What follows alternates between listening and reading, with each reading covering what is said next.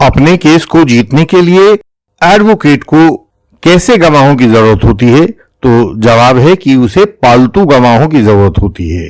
सवाल है कि ये पालतू गवाह होते कौन हैं? तो जवाब है कि पालतू गवाह वे होते हैं जो एडवोकेट के द्वारा दिए गए निर्देशों को मानते हैं, बिना मतलब की फालतू बात नहीं बोलते हैं और एडवोकेट के पूछने पर सब बात सच सच बता देते हैं। एडवोकेट का ब्लड प्रेशर नहीं बढ़ाते हैं, उसको चिंता नहीं होने देते हैं और अंततोगत्वा एडवोकेट की सहायता करते हुए आरोपी के बरी होने में अपना योगदान भी देते हैं। और बिल्कुल इसी तरह से ऐसे बहुत सारे पुलिसाइयों होते हैं जो पूछो सही सही बात बता देते हैं। फर्जी कागज अव्वल तो बनाते नहीं है और कभी गलती से बन गया तो साफ साफ बोल देते हैं, वकील बाबू ये जो नीचे वालों कागज है एक बार इस पे निगाह मार ले। तो हमारी अगली 2 वीडियोस इन्हीं 2 प्रोसिक्यूशन गवाहों को क्रॉस करने पर आधारित हैं। आज हम सामान्य पब्लिक विटनेसेस से कैसे अपनी बात मनवाई जाए, उनको कैसे पालतू बनाया जाए, इस बात पर चर्चा करेंगे। और अगली वीडियो जो रविवार को आने वाली है, लोड हो चुकी है, उसमें हम यह चर्चा करेंगे कि पुलिस आईओ से अपनी बात मनवाने का तरीका क्या है। पहले तो आप लोग यह समझें कि एक एडवोकेट को किसी कंप्लेनेंट से या पब्लिक विटनेस से क्या क्या मुश्किलें हो सकती हैं, और हमें लगता है कि ये वाली मुश्किलें होती हैं। पहली यह है कि गवाह कोर्ट में अपना बयान बदलकर बोल रहा हो। दूसरी, गवाह झूठे ही चश्मदीद गवाह होने का नाटक कर रहा हो जबकि वह वहां मौका पर था ही नहीं। तीसरी मुश्किल हो सकती है कि गवाह हर सवाल पर जवाब देता हो कि देखो साहब मुझे तो अब याद नहीं है। और चौथी बात कि ये गवाह व्हाट्सएप से अलग बाकी के सोशल मीडिया एप्स जैसे इंस्टाग्राम वगैरह का सोशल आउटपुट लेकर आया हो, क्योंकि आजकल के मुकदमों में ये वाले आउटपुट भी बहुत आने लगे हैं। बहुत गवाह ऐसे होते हैं जो कोर्ट में अपना बयान शिकायत से अलग देते हैं, 161 से अलग देते हैं, बयान 161 में कुछ और कहते हैं तथा बयान 164 में कुछ और बात बोलते हैं। तो इन गवाहों को लेकर कोर्ट व डिफेंस काउंसिल दोनों की अपनी अपनी मुश्किलें समान होती हैं कि इनकी किस बात को सच माना जाए। दूसरी बात कि यह कि किस बात को मूल बात माना जाए और कौन सी बात को इंप्रूवमेंट माना जाए, क्योंकि हमेशा बात बदल कर बोलते हैं तो मूल बात कौन सी हुई, इंप्रूवमेंट कौन सी हुई। कई बार इंप्रूवमेंट बहुत क्रमशः होता है, बार बार थोड़ा थोड़ा बढ़ा देते हैं। हम अपने केस का उदाहरण देकर समझाते हैं आपको। सेक्शन 156(3) सीआरपीसी की एप्लीकेशन में कंप्लेनेंट के वकील साहब ने लिखा कि लड़के के साथ संबंधों के चलते लड़की को गोली भी खानी पड़ती थी। यह गोली एंटी प्रेगनेंसी पिल होने की बात थी जो लड़कियां डेटिंग के दौरान आमतौर से लेती रहती हैं। लेकिन जब एफआईआर लिखी गई तो उसमें आया कि संबंधों के चलते गोली लेनी पड़ी और एबॉर्शन करना पड़ा। चार्जशीट आते आते यहां तक बात बढ़ गई कि लड़के ने जबरदस्ती गोली खिलाकर एबॉर्शन करवा दिया और धारा 313 आईपीसी लगाकर लड़के को गिरफ्तार कर लिया गया। इंडियन लीगल सिस्टम के पास झूठे गवाहों को तोड़ने के बहुत सारे कानूनी औजार हैं। बिना झूठे गवाहों को तोड़े आप फॉल्स एलिगेशन पर विजय नहीं पा सकते हैं। बाद में जीवन भर पछताते रहने से अच्छा है कि झूठे गवाहों को तोड़ने में इंडियन लीगल सिस्टम की विशेषज्ञता का सहारा लिया जाए। इंडियन लीगल सिस्टम के मेंबर बने और यह सहायता पाएं। इन बातों को बदलने वाले गवाहों को तोड़ने के नियम होते हैं और इन नियमों के बिना आप कभी उन गवाहों को तोड़ नहीं पाते हैं। इन गवाहों से केस फाइल के रिकॉर्ड के साथ साथ इनको चिपका दिया जाना चाहिए। स्पष्ट प्रश्न पूछें कि शिकायत में क्या बयान था, 161 में क्या बयान था और कोर्ट में क्या बयान है। इसके साथ ही यह नियम भी ध्यान रखें कि कभी भी इन गवाहों का ओपिनियन ना लें। इनसे कभी नहीं पूछें कि बताओ शिकायत में कई बात सच थी या 164 में कई बात सच थी, पर यदि जरूरी हो तो अपने सजेशन में यह अंतर उनके सामने जरूर रखें और बताएं कि बात झूठी थी इसलिए अंतर आ रहा है। यह बात तो सही है ना कि शिकायत में आपने कहा था कि राघव ने कैरोसिन दिया, रणधौल ने मृतक पर छिड़का और जयंत ने माचिस दिखाई। गवाह हाँ में सिर हिलाएगा, मना करेगा तो शिकायत दिखाओ, देखो यही बात लिखी है ना यहाँ पर, और उसे आपकी बात माननी पड़ेगी। फिर पूछो यह बात भी सही है ना कि 164 में आपने मजिस्ट्रेट साहब को बताया था कि रणधोल मृतक पर केरोसिन डालकर उसी ने आग दिखाई है। कभी गवाह से यह मत पूछो कि इन दोनों में से कौन सी बात ठीक है, बल्कि उसको 2 सजेशन दो जो हम आपको बता रहे हैं।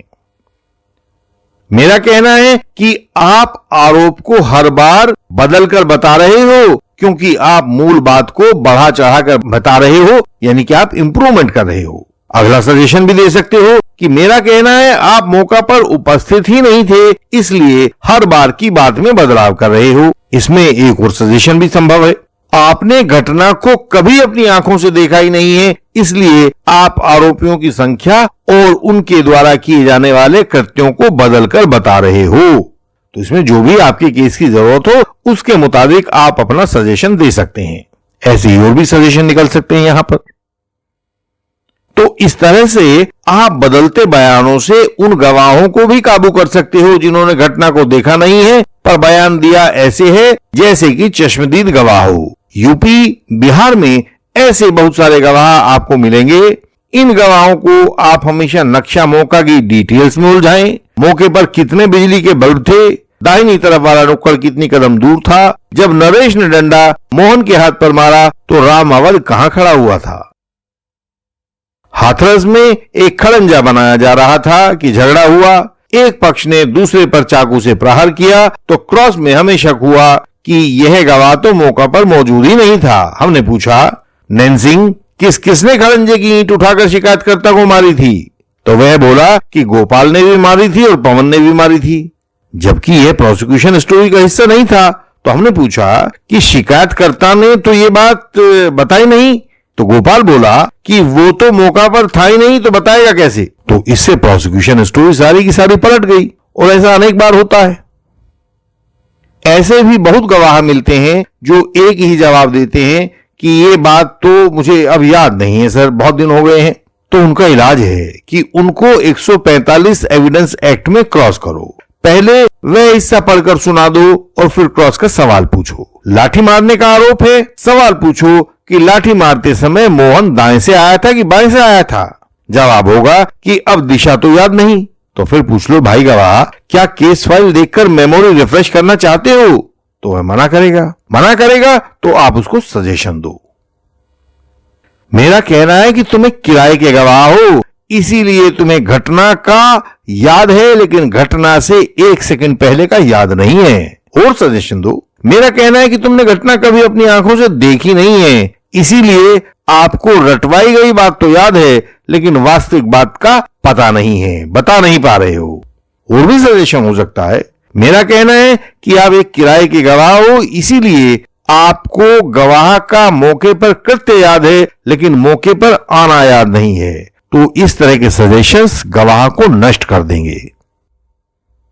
मुझे याद नहीं वाले गवाहों से हमेशा केस फाइल का रिकॉर्ड सामने रखकर सवाल करो। यह बात तो सही है ना कि आपने अपनी शिकायत में यह नहीं बताया है कि आरोपी किस तरफ से आया था। यह बात भी सही है ना कि आपने यह नहीं बताया है कि कृत्य के बाद आरोपी किस दिशा में गया था। गवाह से उसकी याद की बात पूछो ही नहीं, और जब आप याद की बात पूछोगे नहीं तो वो कह नहीं पाएगा कि मुझे तो याद नहीं है। सिर्फ उसके रिकॉर्ड से उसको कंपेयर करो। पिछले 40-44 साल में हमने एक भी ऐसा गवाह नहीं देखा है जिसने हमें कहा हो कि याद नहीं है। अंत में वे गवाह होते हैं जो सोशल मीडिया जनरेटेड एविडेंस के साथ आते हैं। सोशल मीडिया में व्हाट्सएप तो प्रमुख होता ही है, लेकिन व्हाट्सएप के अलावा भी आजकल आने लगे हैं। इंस्टाग्राम आता है, फेसबुक आता है और स्नैपचैट वगैरह दुनिया भर के आते हैं। उनसे पूछो कि क्या पुलिस आईओ ने उनके सामने किसी WhatsApp, Facebook, Instagram, share chat वाले अधिकारी से आपके सामने गवाही ली थी? पूछा था कि क्या यह मैसेज उसी के कंप्यूटर से निकलकर आपके पास तक आया है? नियम यह है कि सेंडर और रिसीवर के बीच में यह ऐप वाला व्यक्ति मौजूद होता है जिसके ऐप से निकलकर वह मैसेज या फोटो या जो भी कुछ उसका सामान है, आउटपुट है, वह रिसीवर तक पहुंचता है। जब तक इस बीच वाले व्यक्ति यानी कि ऐप के अधिकारी का यह बयान नहीं होगा कि हाँ यह मेरे ऐप से निकलकर रिसीवर के फोन में गया है, तब तक आप कम्युनिकेशन को पूरा हुआ सिद्ध नहीं कर सकते हो। जैसे एसएमएस भेजने में आपके सर्विस प्रोवाइडर को पूरा सीडीआर और कॉल लॉग लेकर कोर्ट में आना होता है और प्रूव करना होता है, वैसे ही ऐप मालिक को भी आना पड़ेगा।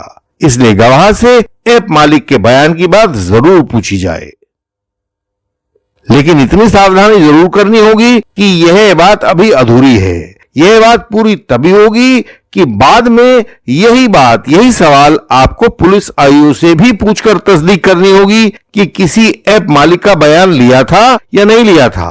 नहीं लिया था तो यह बात साबित हो जाएगी कि यह मैसेज उसके ऐप से होकर आपके मोबाइल में नहीं पहुंचा है। ऐसे आप सारे सोशल मीडिया एविडेंस को बिल्कुल धूल में मिला पाओगे। वैसे भी हम अगली वीडियो ऐसे ही पुलिस आईओ को विटनेस बॉक्स में कैसे काबू करें इस विषय पर लाने वाले हैं, इंतजार कीजिए। हमसे सहायता पाने के लिए हमारा व्हाट्सएप नंबर, हमारा ईमेल एड्रेस और वेबसाइट का यूआरएल आपको सामने स्क्रीन पर दिखाई दे रहा होगा तथा ये सब बातें हमारी हर वीडियो के डिस्क्रिप्शन में भी होती हैं। समय को गंवाएं नहीं, उसका इस्तेमाल करें। हमारी वेबसाइट पर बहुत महत्वपूर्ण जानकारी को सरल भाषा में पढ़ें। वहां झूठे आरोप या फॉल्स एलिगेशन से बचने के उपाय भी मिलेंगे। इस वीडियो को लाइक करें, शेयर करें और चैनल को सब्सक्राइब करें। बेल आइकन को प्रेस करें ताकि नई वीडियोस आपसे मिस ना हो जाएं।